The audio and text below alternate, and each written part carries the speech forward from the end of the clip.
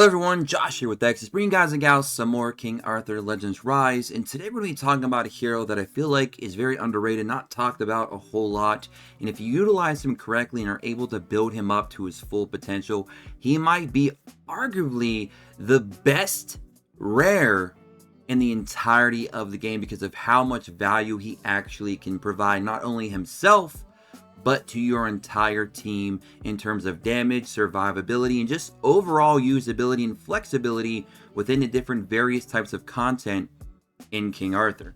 Now, before we get into that, if you guys want to go ahead and support us, we'd greatly appreciate it. It allows us to continue to keep making more King Arthur content. You can find out how to do that in the description below. We have a link to our support page for the content creator program that they have through Netmarble. So that would be greatly appreciated if you want to do so. But let's go ahead and get into the video. So let's go over here. We're going to go to the Codex. Now, this particular hero is kind of like a white whale for me. I'm here on my main account right now, and for some reason, I just cannot seem to pull this hero very often. So I've not been able to build this hero up as much as I'd like to yet to really get a good test on this. But I thought this would be a really cool theorycraft video with high-end potential to later on maybe be able to showcase him. We'll see. Maybe I'll make a full new account, free to play, and maybe try to get this unit early on, feed a lot of my shards into, and then build them up that way. But anyways, the hero that we're talking about is none other than our boy Nicholas the Crow hero Nicholas with his starting relic, I believe, being green, maybe. I can't fully remember now. I think it's green, right? I don't know. I forget what his starting relic is. I'll have to go back and look. But the relic... No, I'm sorry. His starting relic should be blue, because I do recall that skill 2 being the one that I was utilizing the most when I was playing with him before. So I think actually his frost relic is his starting one. But again, we'll double check here in a little bit. Anyway, Rare Nicholas. This bad boy right here has high, and I mean very high potential, because there's a lot of different strategies you can utilize him for that maybe some of you are not aware of. So we're going to go through and look at his chivalries first. We're going to look at his passives. We're going to look at his blue relic, which I believe, again, is probably his starting relic, because I do recall the Heretic's Prayer being the skill that I was utilizing a lot. So I think it was the blue relic that he starts with. So as you can see, he is a defense type hero, so he increases defense centric abilities. He's a crow, increases HP centric abilities. Both those things are going to benefit him greatly in what he's going to be utilized for. And then of course, he also works more at night, so heroes that prefer night will receive environmental effects. So you get those additional stat bonuses that I'm sure a lot of you are already aware of. So on his blue relic, which again, I believe this is starting relic. I don't know why I thought it was the wind one, or the storm one rather. So if we go to his chivalries, at tier 1, Oath of Valor, Cowardly Ruse, chance to grant stealth plus 30%. We're going to look at what some of those passives are in a bit. Tier 2, Shiv 2, effect accuracy plus 10%, which is also going to be very beneficial to his kit because he likes to taunt. Hidden Purpose, when attacking, grant shield 10% of max HP to all allies except yourself for 2 turns. Cooldown 4 turns. So that's for the Hidden Purpose. At Shiv 4, he gains 10% defense. At Shiv 5, he gains 10% defense plus 3% evasion. He gets another 10% defense at 6. Attack 7% and HP plus 8% at 7. At 8, Ambush. Sneak attack deals increased damage and additional damage based on defense. Now this is when he goes from being a pretty decent hero to an entire new level. He becomes a whole new animal at Shiv 8. In my personal opinion, you need to get him to Shiv 8 to really showcase what he's actually capable of doing. It is such a huge amp to him. We're going to talk about why in a bit. At 9, attack plus 7%, evasion 5%. So he's getting 8% evasion, which is very interesting. And then 8% more HP, and then element compatibility plus 5%. So Shiv 10, it's whatever. Even really 9, I think just getting him to 8 is ideal. 9 and 10, you can kind of work on that over time if you really want. It's not a priority. But 8, 100% sure. So, with him at, let's say, Shiv 8, right? He's going to have everything, all access to all of his skills and abilities. Let's look at his first passive with all that active. When attacking, 100% chance to gain stealth for 2 turns. And as you can see, there's no condition. There's no, 3-turn cooldown, 5-turn cooldown. You gotta wait for a charge. You gotta hit a unit with protection on. You gotta have a unit that has a debuff on to apply this and that. There is no restriction. It's when attacking, 100% chance to gain stealth for 2 turns. That is very, very strong because you're gonna see why stealth is amazing here in a bit. Passive 2. This is where he goes from being good to potentially top tier. 100% chance to trigger when an ally is hit while Nicholas has stealth. And we already talked about how easy it is for him to achieve stealth. Attacks one enemy 2 times. Total damage, 80% attack.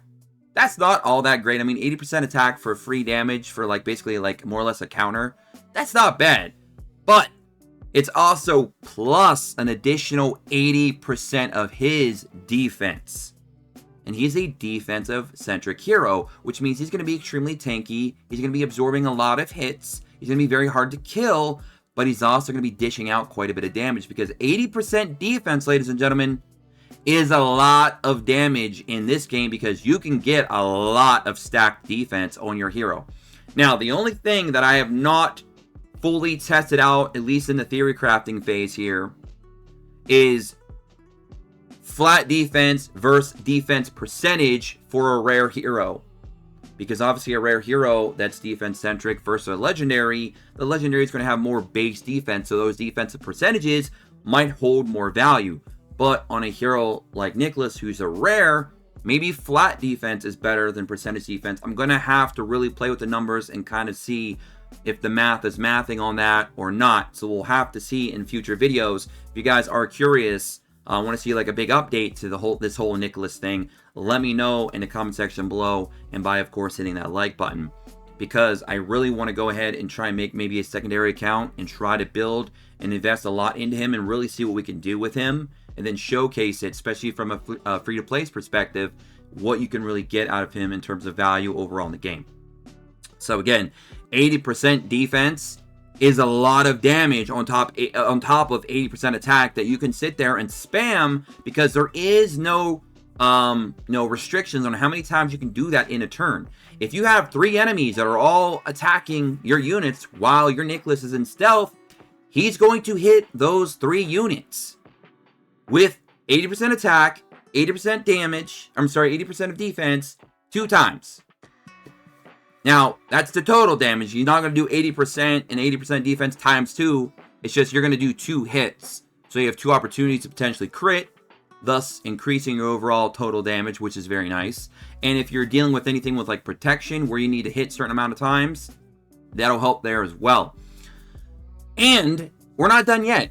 70% chance to inflict taunt for 1 turn. Now, I'm going to talk about when we showcase him, when we do the test skills, how strong taunt is, especially in terms of what it means for a unit like Nicholas, who's basically built around stealth and doing counter damage.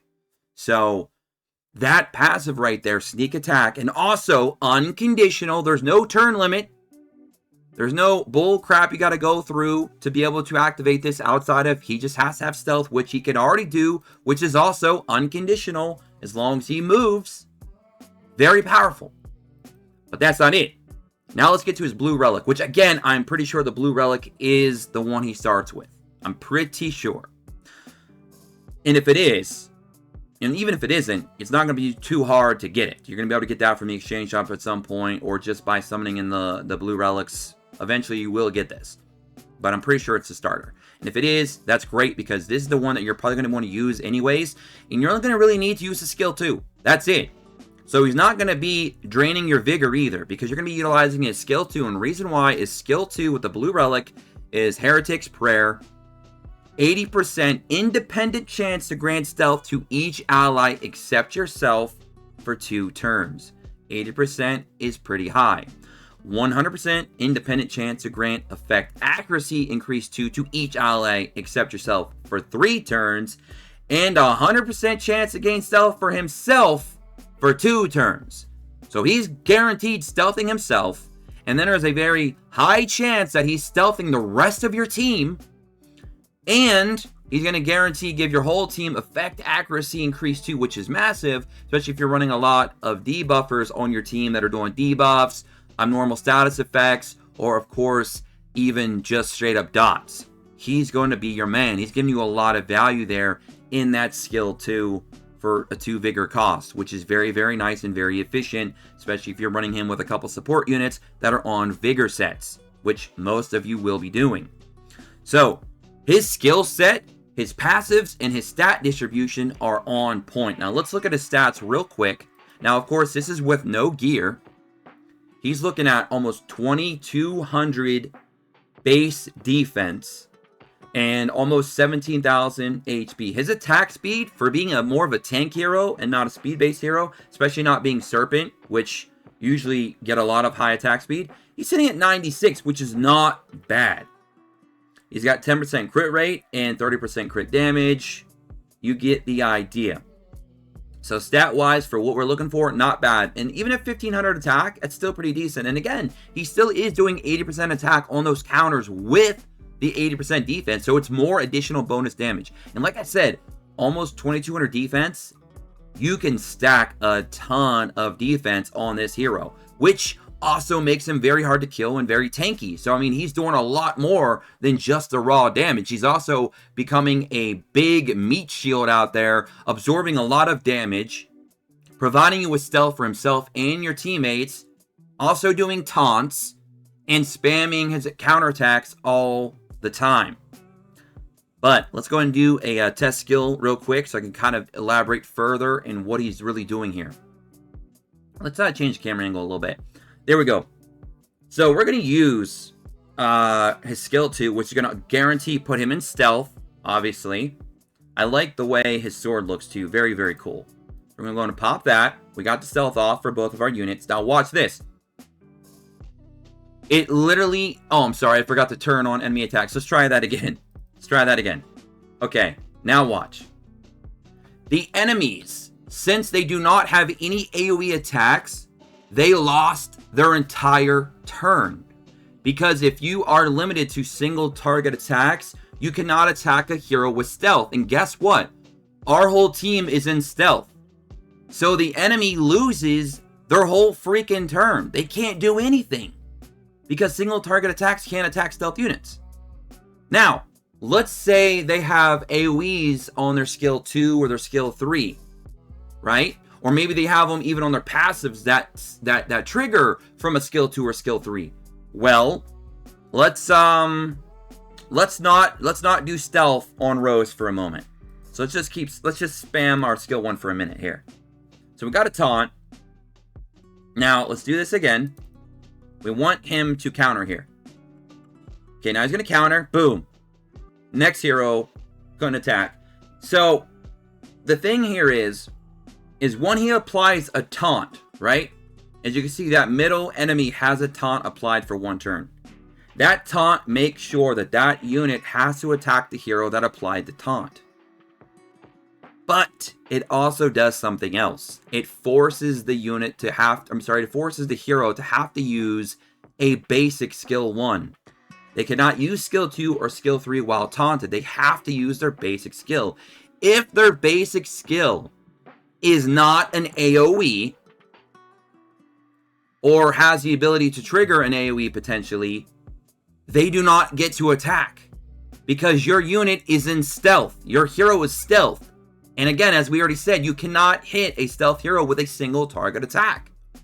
So, they still lose their turn because they can't do anything. Which also protects your other units from potential strong AoE skill 2s and skill 3s.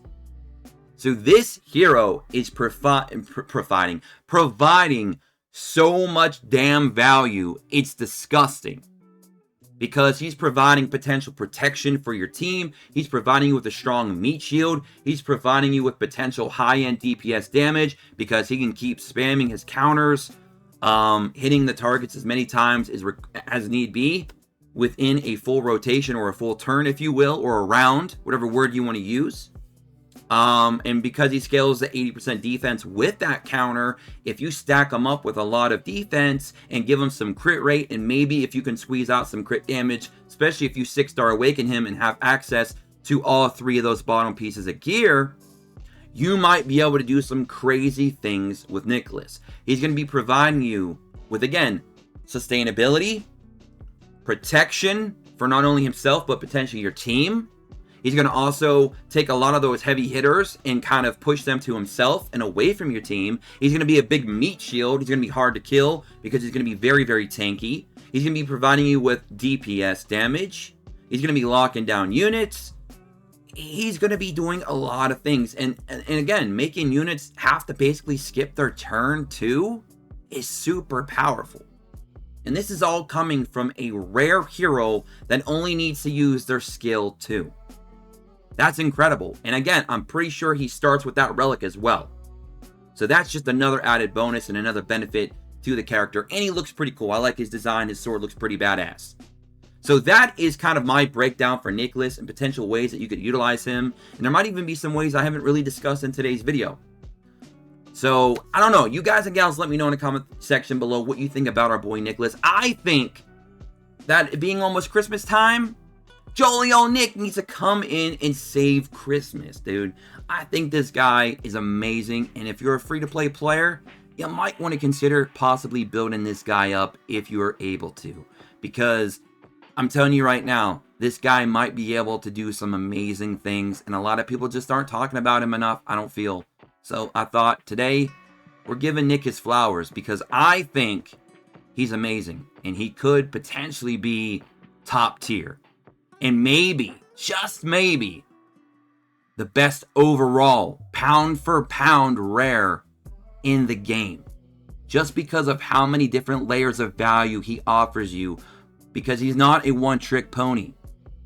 He can do a lot of things and a lot of things well.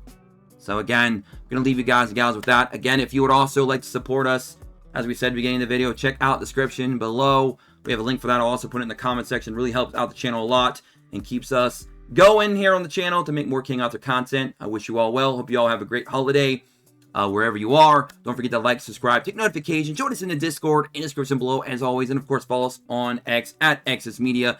Until next time, as always, peace.